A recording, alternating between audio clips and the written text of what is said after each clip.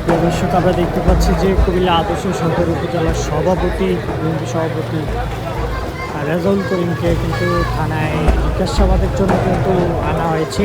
উপলক্ষে বিএনপির নেতাকর্মীরা কিন্তু থানা কোতোয়ালি মডেল থানার সামনে বেশ বিক্ষোভ সমাবেশ এবং এসেও তারা টানটান উত্তেজনা বিরাজ করছে।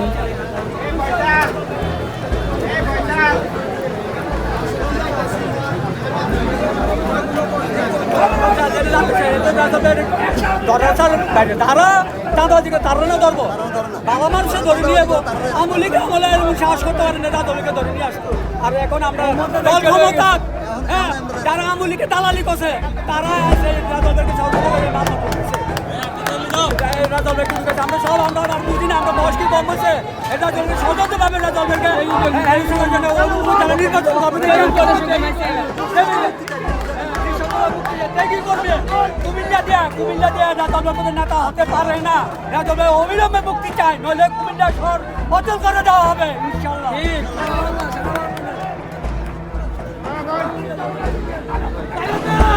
দেখতে পাচ্ছি যে নেতাকর্মীরা বেশ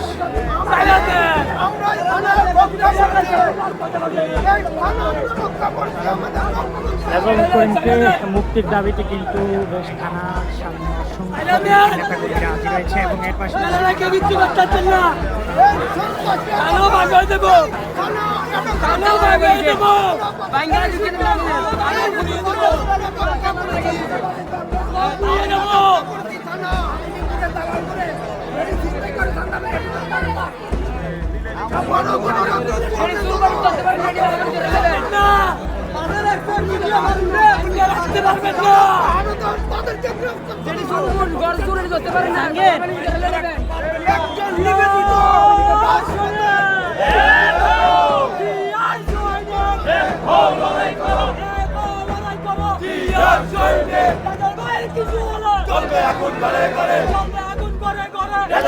কিছু হলে